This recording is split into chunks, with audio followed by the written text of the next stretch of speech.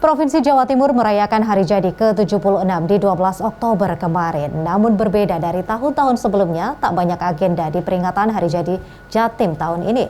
Pemprov Jatim masih berfokus pada penanganan pandemi dan capaian vaksinasi COVID-19. Hari jadi Provinsi Jawa Timur ditetapkan berdasarkan pelantikan Gubernur pertama Jawa Timur, Raden Mas Tumenggung Aryo Suryo pada 12 Oktober 1945. Tak banyak agenda gemerlap yang diadakan oleh provinsi di ujung timur Pulau Jawa ini, meski sejumlah acara penggerak perekonomian khas ulang tahun seperti Jatim Fair tetap diadakan dengan protokol kesehatan ketat. Takziah ke Gubernur pertama di Magetan dan makam proklamator sekaligus Presiden pertama, Insinyur Soekarno di Blitar menjadi penekanan utama kegiatan Gubernur di hari jadi Jawa Timur. Dalam penanganan COVID-19, Jawa Timur sempat menyandang provinsi dengan angka kematian tertinggi pada pertengahan tahun ini, atau saat puncak gelombang kedua, serta ketimpangan vaksinasi yang tinggi antar 38 kabupaten kota di Jawa Timur.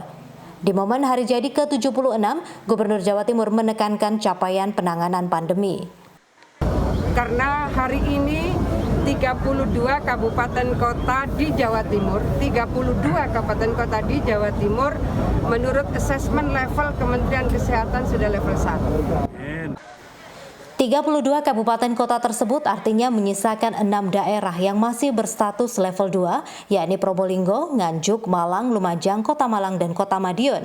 Atau 84,21% daerah Jawa Timur berstatus level 1 dan 15,79% berada di level 2 berdasarkan asesmen Kementerian Kesehatan per 8 Oktober 2021.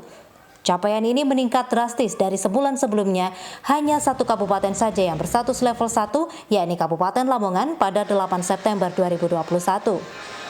Sejumlah pelonggaran pun mulai dilakukan di awal Oktober ini, di antaranya mulai dibukanya beberapa penyekatan jalan, mal, bioskop, dan beberapa kawasan rekreasi umum dengan penerapan protokol kesehatan serta pemindaian aplikasi Peduli Lindungi.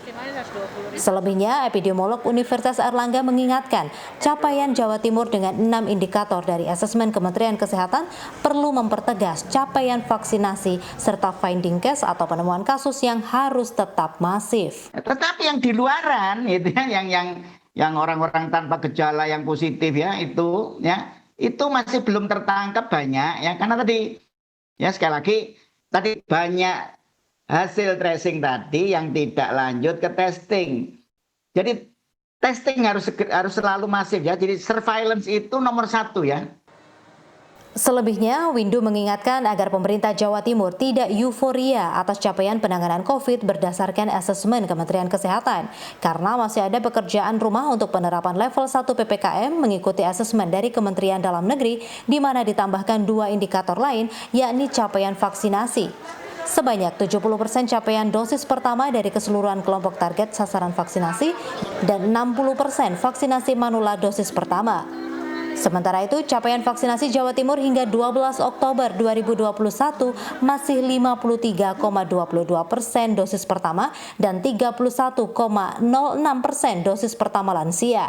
Dari angka ini, kita bisa melihat di hari ulang tahunnya, Jawa Timur masih memiliki pekerjaan rumah besar dalam penanganan pandemi. Dirgahayu Jawa Timur ke-76, Jatim bangkit, Jatim kuat, Jatim sehat. Wida Subianto, Ganjar Wicaksono, Surabaya, Jawa Timur.